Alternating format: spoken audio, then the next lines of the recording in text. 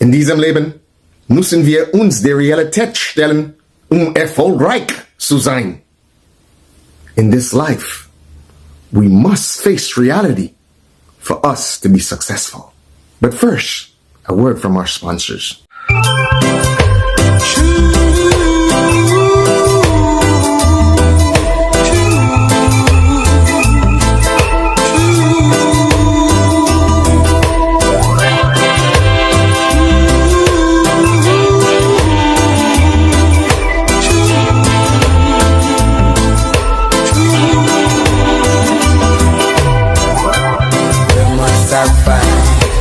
A place to live in this jungle created by mankind. In this life, sometimes the truth may be inconvenient. It may be uncomfortable. But the people or the institutions that succeed and survive are the ones that face reality, accept things as they are, not as they should or shouldn't be, and then prepare to deal with them. Now let's take a look at Mr. Peter David and his party that he recently launched. Now, if you look at the history of Mr. Peter David in terms of candidacy, he ran on an NDC ticket. He won the tongue of St. George. He ran on an NNP ticket. He won the tongue of St. George. To me, that is a reflection of the man, not the parties. Again, he has had history with NDC. He had to exit NDC. Guess what? There were a few people who followed him into NNP. And of course, there was a situation in NNP. He had to exit NNP. But guess what? The people who came with him left with him. So what does that say about the man? To charm his followers and to garner loyalty from them. It's quite obvious. He does have some sense of charisma. And if you speak to the people in the tongue of St. George, they will tell you, Peter is their guy. Now, with his hands untied and free to chart his own course, the people that follow him and others may even see greater possibilities.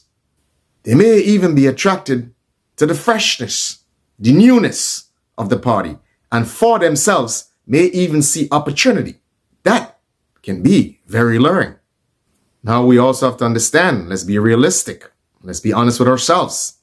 Now Peter has been in the NDC party, and I'm sure he's very familiar with the intimacies and the internal workings of the NDC party. He was at the upper echelon, so I'm sure he knows the strengths and the weaknesses of the party. He knows how it functions. He was also in the NNP party, and he was at the upper echelons also. So guess what? He understands the strength and the weaknesses of the NNP party. He understands the internal workings of the NNP party. Okay?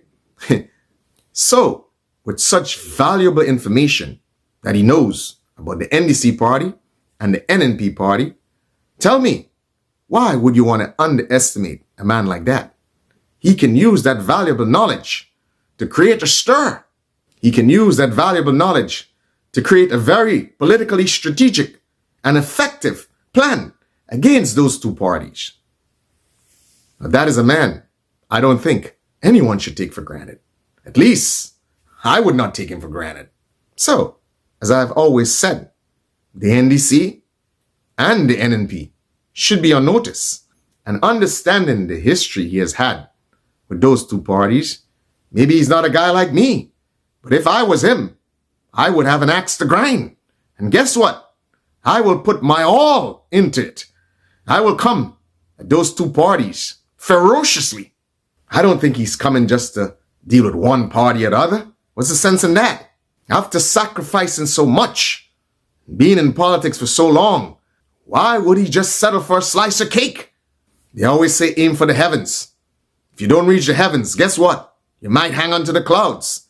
So I believe this may be or should be Peter David's strategy to garner the whole pie, to win in the election.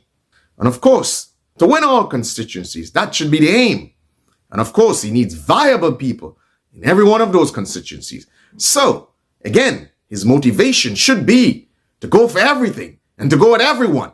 He has to be in it to win it. This is not about settling for St. George.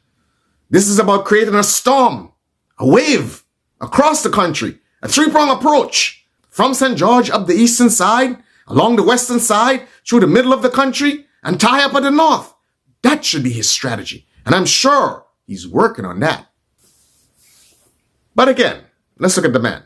Again, as I have said, the man has won on an NDC ticket. He has won the tongue of St. George. The man has won on an NNP ticket. He has won the tongue of St. George. So I believe that is a reflection of the man and his abilities. That is a reflection of the man's charisma. That is a reflection of the love the people have for the man. That is not a reflection of the parties. So if he sifts through and positions some viable candidates in some of the other constituencies, hey, guess what? I think he can give you guys a run for your money. Especially the way you guys are lackadaisical, complacent, and taking him for granted. Have you ever heard in battle that anyone sleeps on the ops? Take it for granted? Don't prepare defenses? Then sure, go ahead. You will just be making Mr. Peter Davis' job very easy. Say what you want to say about a gentleman, but he has the ability to garner support from disaffected young men, and I'm sure young women. And again, let's talk about appeal. As I have said, Peter's branded, seemingly, his party as a center-left party. The NDC is a center-left party. So these are two parties competing for the same electorate. A matter of fact, the initial messages that NDC has, Peter David has tweaked a lot of it and has a similar message. But I think in some respects, it's a better message. It's a more appealing message. And in some respects, I think it's a better message in the sense that he's appealing to everyone. He's calling for inclusiveness. That is a good message. That is something that may resonate with many people in Grenada, especially considering there's a political divisiveness. And he's trying to move beyond that. If people heed that call, guess what? You get a lot of supporters. And again, I don't think Mr. Peter David is in this to be contented with a seat in St. George. So guess what? I know, and I have a belief that he will be going at everyone. He'd be trying to claw away at NNP, and he'd be trying to claw away at NDC. And I see some people, Peter Wickham and all these guys, and even some people I think should know better, seem to think that NNP would be more affected by Peter David. Again, as I have said, Peter David is a center-left party. Okay, NDC has a center-left party.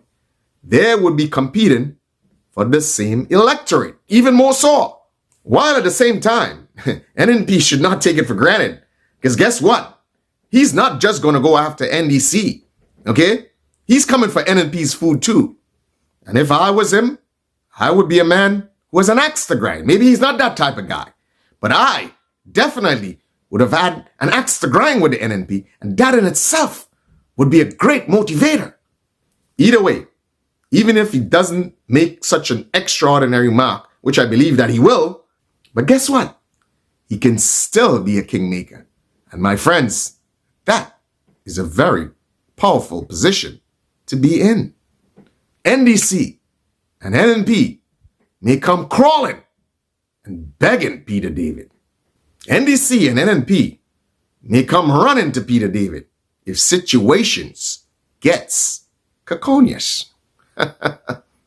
So with such an impressive launch, if he does the groundwork, if he gets the financing and solidifies his candidates, guess what? You guys will be praying that Peter David didn't launch his party.